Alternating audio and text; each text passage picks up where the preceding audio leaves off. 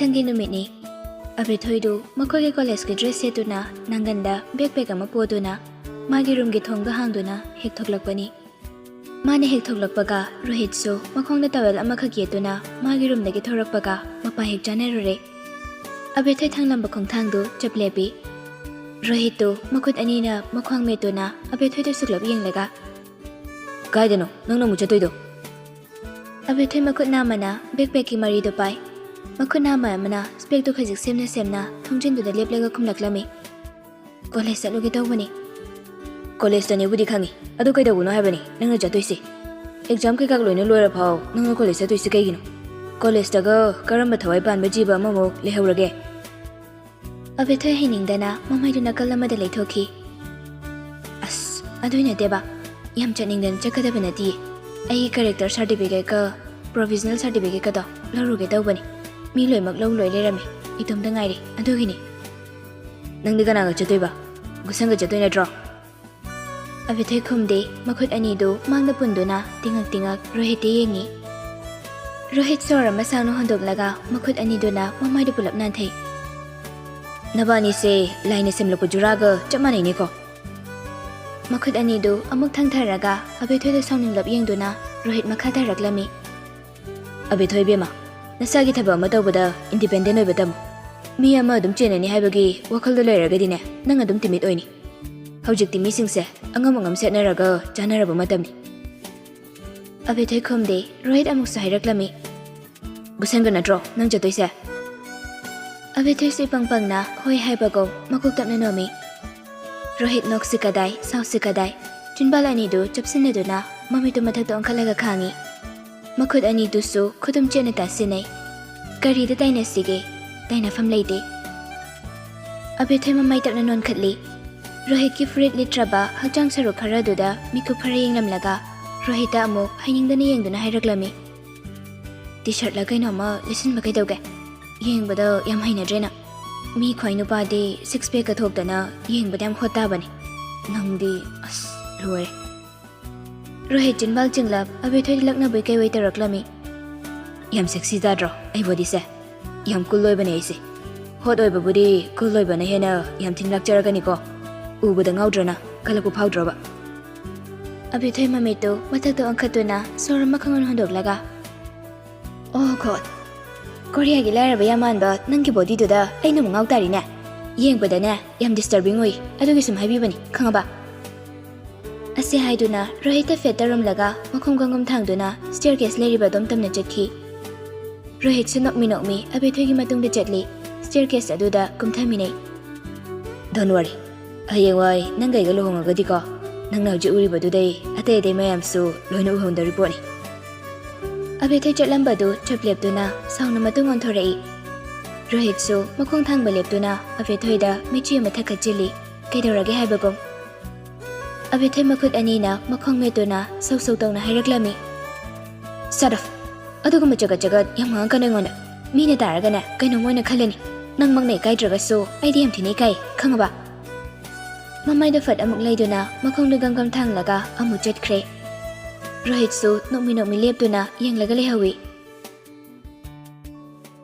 ꯀꯣꯂꯦꯖꯇꯅꯤ ꯑꯕꯦꯊꯣꯏꯒ ꯒꯨꯁꯟꯒꯗꯨ ꯃꯈꯣꯏꯒꯤ ꯆꯪꯒꯗꯕ ꯁꯥꯔꯇꯤꯐꯤꯀꯦꯠꯁꯤꯡꯗꯨ ꯂꯧꯔꯕ ꯃꯇꯨꯡ ꯄ꯭ꯔꯤꯟꯁꯤꯄꯜꯒꯤ ꯑꯣꯐꯤꯁꯇꯒꯤ ꯊꯣꯔꯛꯂꯒ ꯀꯦꯟꯇꯤꯟ ꯑꯗꯣꯝꯗ ꯄꯨꯂꯞ ꯂꯥꯛꯃꯤꯟꯅꯩ ꯃꯈꯣꯏꯒꯤ ꯆꯥꯒꯗꯕ ꯑꯆꯥꯄꯣꯠ ꯈꯔ ꯂꯩꯔꯕ ꯃꯇꯨꯡ ꯀꯥꯆꯤꯟ ꯑꯣꯏꯔꯞ ꯊꯥꯕ ꯇꯦꯕꯜ ꯑꯃ ꯂꯧꯗꯨꯅ ꯃꯥꯏ ꯑꯣꯟꯁꯤꯟꯅꯗꯨꯅ ꯐꯝꯃꯤ ꯃꯈꯣꯏꯒꯤ ꯃꯥꯡꯗꯅ ꯃꯈꯣꯏꯅ ꯂꯩꯔꯛꯄ ꯑꯆꯥꯄꯣꯠꯁꯤꯡ ꯑꯗꯨ ꯊꯝꯂꯒ ꯑꯆꯥꯄꯣꯠ ꯀꯟꯅ ꯆꯥꯔꯤ ꯑꯁꯨꯝꯅ ꯃꯤꯅꯤꯠꯁ ꯈꯔ ꯑꯆꯥꯄꯣꯠ ꯆꯥꯔꯕ ꯃꯇꯨꯡ ꯃꯈꯣꯏꯅ ꯐꯝꯂꯤꯕ ꯅꯥꯀꯜ ꯑꯣꯏꯔꯞꯇꯒꯤ ꯅꯨꯄꯥ ꯑꯃꯒꯤ ꯈꯣꯟꯖꯦꯜꯅ ꯍꯥꯏꯔꯛꯂꯝꯃꯤ ꯌꯥꯝꯅ ꯍꯥꯎꯇꯅ ꯑꯣ mister Gusan and miss Nardi are actually dating ꯑꯕꯦꯊꯣꯏꯒ ꯒꯨꯁꯟꯒꯁꯨ ꯄꯨꯟꯅ ꯈꯣꯟꯖꯦꯜ ꯑꯗꯣꯝꯗ ꯃꯃꯥꯏ ꯐꯠ ꯂꯩꯗꯨꯅ ꯌꯦꯡꯊꯣꯛꯂꯨꯏ ꯎꯔꯦ ꯔꯥꯏꯗꯦꯟ ꯅꯥꯇꯥꯟ ꯑꯃꯗꯤ ꯖꯁꯇꯤꯟꯅ ꯃꯈꯨꯠꯇ ꯗ꯭ꯔꯤꯡꯛꯁ ꯈꯔ ꯄꯥꯏꯔꯒ ꯀꯔꯦꯝꯅꯕ ꯃꯤꯅꯣꯛ ꯅꯣꯛꯇꯨꯅ ꯃꯈꯣꯏ ꯑꯅꯤꯗ ꯌꯦꯡꯂꯒ ꯂꯩꯔꯝꯂꯤꯕ ꯑꯗꯨ ꯒꯨꯁꯟ ꯃꯈꯨꯠꯇ ꯄꯥꯏꯔꯤꯕ ꯁ꯭ꯄꯨꯟ ꯑꯗꯨ ꯃꯥꯒꯤ ꯄ꯭ꯂꯦꯠꯇꯨꯗ ꯇꯞꯂꯞꯅ ꯊꯝꯂꯒ ꯃꯣꯡꯍꯥꯗ ꯍꯥꯏꯔꯛꯂꯝꯃꯤ ꯑꯩꯈꯣꯏ ꯑꯅꯤꯒꯤ ꯔꯤꯂꯦꯁꯟꯁꯤꯞꯇ ꯅꯈꯣꯏꯅ ꯀꯥ ꯍꯦꯟꯅ ꯈꯟꯖꯤꯟꯕꯒꯤ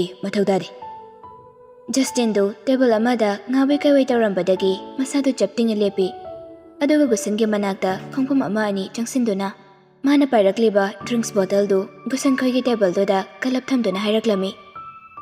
Akoini yangsinindre tokani. Kusi. Canteen sibu nangi private property ro. Nangna tawning buta wiya bro. Gusan so hande adum khumi mawang mandana. Nangi so private property na te kaino canteen se. Adun nangi so kusi da wiya ro.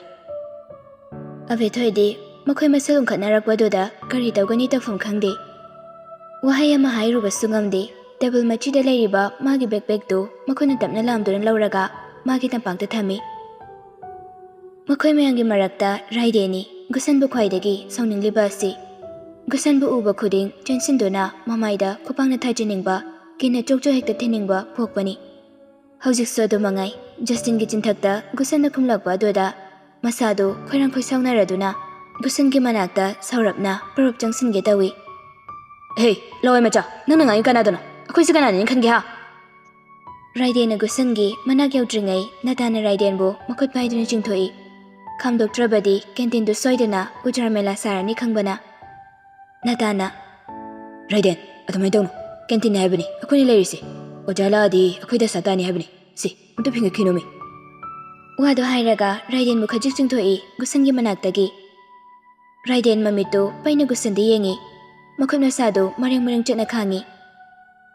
Gusan na Aisu ngasidi fight ki muta leiti. Aduna kona matang chaba mada fazan ngamthoknarase. Wado haiduna phamlambadagi fukhagatli. Aduga bethoigi makhuna mapaiduna chingkhatuna abethoibu su hagathali. Aduga mafam adudagi probab chatki abethoibu chingduna. Hanna phawbu yenglamdi canteen da lehoriba nupa ahumduda. Nupa ahumdusu mamikhana sauni yengduna lehawi. Abethoiga Gusan gasu college dagi thoraklaga mayum lomda pulap halakminare. Hanagi matogom ngasisu Gusan na abethoibu magi leifam phawba thinbiraklami. Benugi yumdugi gate mamangda lepi makhoi animaktu mai wansinaduna. Gusan sakum khajik hanjinna abethoida nungaitana yengi.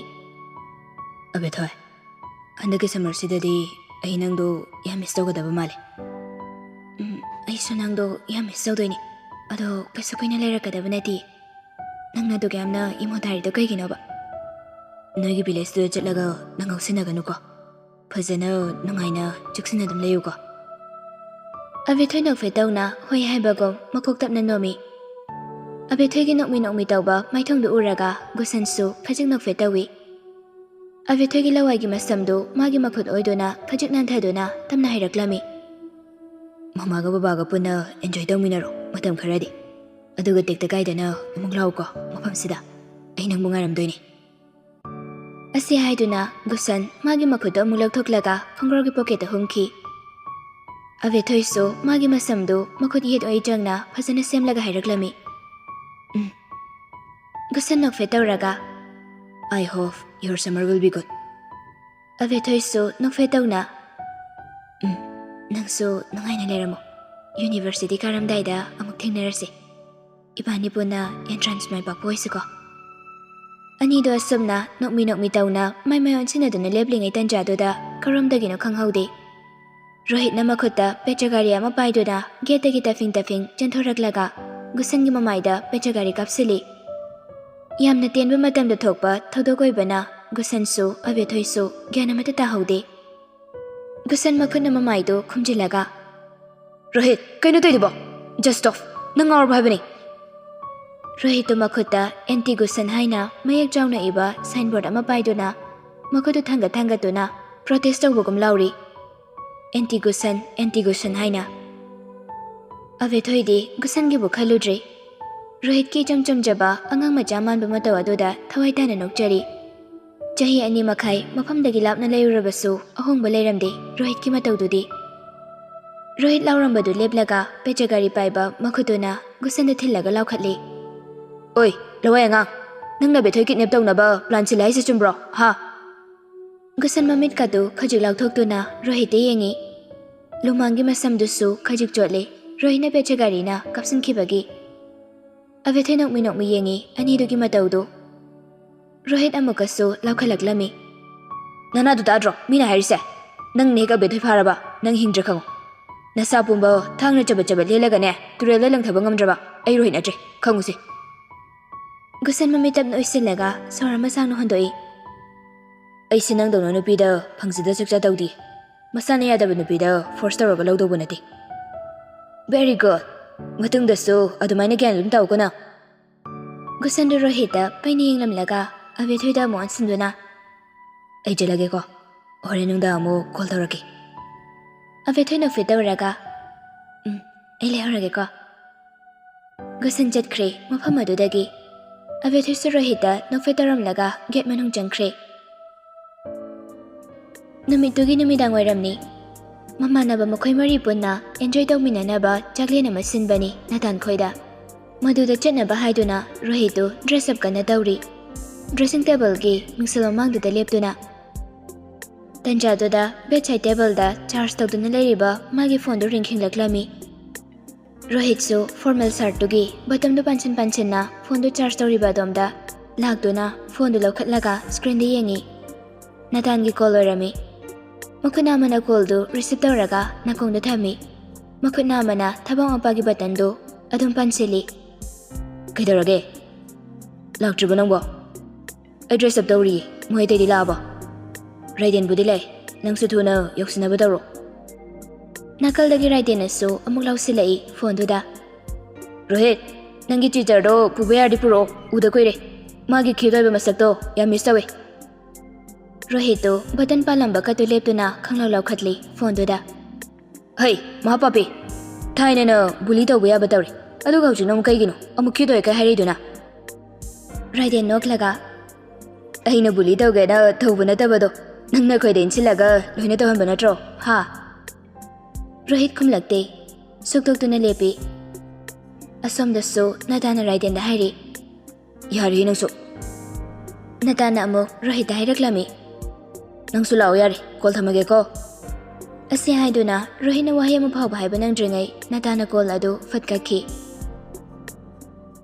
Numidangi dinner do prepare tawba loiraduna auntie ama kitchen dagi thoraklaga Abethoina leiriba room adu tamna staircase karaklami Abethoigi thongjina leptuna thongdo nirak nok tawi Abethoisu phamangda hiplambadagi phone da video khara yenglambadagi mapalda thong nok tawrakliba adu taraduna phone da lok tawsilamlaga mon manakta thamlami aduga masu phamang makhadagi magi chapal do makhona lamduna lawraga phamangdagi kumthairakli Abethoi thonglomda lakduna thongda tapna hangdoklaga kanano haini yenglubada auntie ama thongjila leptuna lerami Kaidorage auntie dinner loi hore chakcha thongnaba tawrasi natomda ngairi walisi Abethoi magi room gi thong adu tunglomdagi thingsinna thajadana hairaklami Auntie noina chak thongbase asam thorisi kaigino aina ngasai makhadagi karakpado 30 minutes muktang ngaramkhini Wado haina Abethoi makhongdu tapli thangduna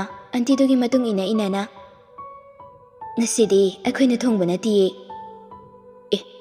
Aduni ngasi kanana thongge haise Thoibana loina thongre akhoina tawge haibabu mana se khangdana ne hekyade akhoi su pai laitadana mangonda dum thonghalidana Abethoi mamikadu khajik laukthokre ngasi numit simagi chai hanjangsu chabe yare haiba khangli Wakhalda matomta makutna marai baktoda pupup thajinjai Ani do sumna staircase kumlakpana kitchen yorakle Makhoina kitchen de hekchang lakpada Rohitna Donalda ki apron amalituna dining table manakta de leplaga bowl amadagi fruit salad do spoon amana kotlaga plate amada haptuna lerami Thonglomdoda mamai onsinduna Auntie dudi awada payang sinboina Rohit ki manakti changkre Abethoi di thongjinduda machi lengdana leptuna dining table da leiriba mayamdudi yengi Mi changlakpagi saum phangbaduda Rohitsu fruit salad laukthana thonglomda yenglaklami Abethoi na ngakchanana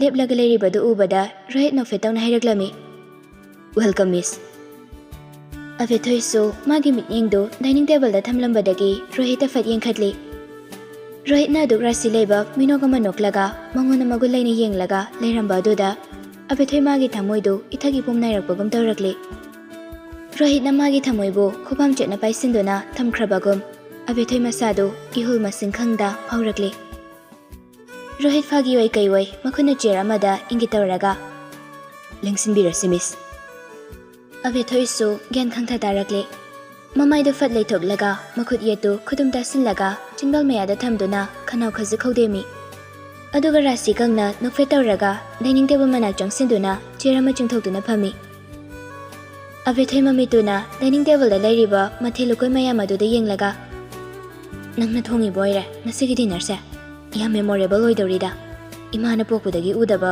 menu ꯉꯥꯛꯇ ꯑꯕꯦꯊꯣꯏꯅ ꯑꯁꯨꯝ ꯀꯣꯏꯂꯩ ꯀꯣꯏꯂꯩ ꯂꯩꯗꯨꯅ ꯌꯦꯡꯂꯛꯄꯗ ꯎꯔꯦ ꯇꯦꯕꯜꯒꯤ ꯃꯇꯥꯏ ꯑꯣꯏꯔꯞꯇ ꯍꯩ ꯔꯥ ꯑꯉꯧꯕ plate ꯑꯃ ꯂꯩꯔꯤꯕ ꯑꯗꯨ ꯑꯕꯦꯊꯣꯏ ꯃꯃꯤꯠ ꯈꯪꯂꯧ ꯂꯧꯊꯣꯛꯇꯨꯅ ꯄ꯭ꯂꯦꯠꯇꯨꯗ ꯃꯨꯟꯅ ꯌꯦꯡꯉꯤ ꯑꯗꯨꯒ ꯔꯣꯍꯤꯠꯇ ꯑꯃꯨꯛ ꯐꯠ ꯌꯦꯡꯗꯨꯅ ꯉꯛꯅ ꯍꯪꯂꯛꯂꯝꯃꯤ ꯑꯍꯩ ꯑꯉꯧꯕ꯭ꯔꯣ ꯔꯣꯍꯤꯠꯇꯨ ꯃꯈꯨꯠ ꯑꯅꯤꯅ ꯇꯦꯕꯜꯗꯨꯗ ꯊꯝꯂꯒ ꯌꯥꯝꯅ ꯆꯥꯎꯊꯣꯛꯅ ꯈꯨꯝꯂꯛꯂꯝꯃꯤ ꯑꯩꯒꯤ ꯑꯅꯧꯕ ꯔꯦꯁꯤꯄꯤꯅꯤ ꯑꯕꯦꯊꯣꯏꯗꯨ ꯃꯇꯤꯜ ꯑꯃꯨꯛꯇꯪ ꯈꯨꯠ ꯌꯣꯠꯊꯩ ꯑꯗꯨꯒ ꯆꯃꯝꯅꯅ ꯑꯃꯨꯛ ꯌꯦꯡꯉꯤ ꯄ꯭ꯂꯦꯠ ꯑꯗꯨꯗ ꯔꯣꯍꯤꯠꯁꯨ ꯑꯕꯦꯊꯣꯏꯒꯤ ꯃꯅꯥꯛꯇ ꯄ꯭ꯔꯣꯞ ꯆꯪꯂꯛꯇꯨꯅ ꯑꯕꯦꯊꯣꯏꯅ ꯐꯝꯂꯤꯕꯗꯨꯒꯤ ꯅꯥꯀꯜꯗ ꯂꯦꯞꯄꯤ ꯑꯕꯦꯊꯣꯏꯅ ꯃꯤꯠꯌꯦꯡ ꯊꯝꯂꯤꯕ ꯐ꯭ꯔꯥꯏꯗ ꯐ꯭ꯔꯨꯠꯁ ꯄ꯭ꯂꯦꯠ ꯑꯗꯨ ꯂꯥꯝꯗꯨꯅ ꯂꯧꯔꯒ ꯐꯣꯛ ꯑꯃꯅ ꯀꯤꯋꯤ ꯑꯉꯧꯕ ꯄꯤꯁ ꯑꯃ ꯊꯤꯟꯗꯨꯅ ꯑꯕꯦꯊꯣꯏꯒꯤ ꯃꯌꯥꯗ ꯏꯟꯅꯕ ꯍꯣꯠꯅꯩ ꯔꯣꯍꯤꯠ ꯃꯈꯨꯠ ꯌꯦꯠꯅ ꯐꯣꯛꯇꯨ ꯄꯥꯏ ꯃꯈꯨꯠ ꯑꯣꯏꯅ ꯄ꯭ꯂꯦꯠꯇꯨ ꯄꯥꯏꯗꯨꯅ ꯑꯕꯦꯊꯣꯏ ꯂꯣꯝꯗ ꯊꯥꯡꯖꯤꯜꯂꯒ ꯑꯕꯦꯊꯣꯏ ꯁꯤ ꯏꯍꯥ ꯀꯥꯊꯣ ꯑꯅꯧꯕ ꯃꯊꯦꯜꯁꯤ ꯇ꯭ꯔꯥꯏ ꯑꯝꯇ ꯇꯧꯑꯣꯕ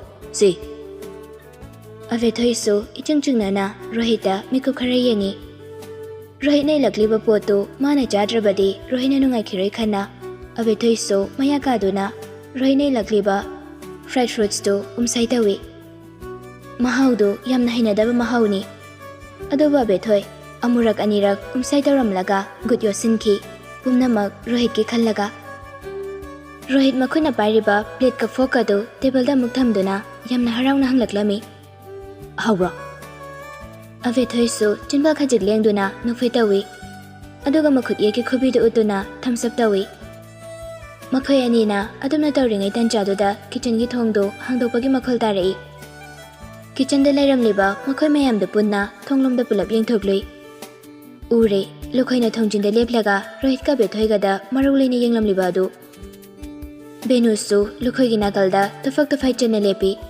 ꯎꯄꯥꯏ ꯑꯃꯠꯇ ꯂꯩꯇ꯭ꯔꯕꯤ ꯅꯨꯄꯤ ꯑꯃꯒꯨꯝ ꯔꯣꯍꯤꯠ ꯉꯛꯅ ꯕꯕꯥ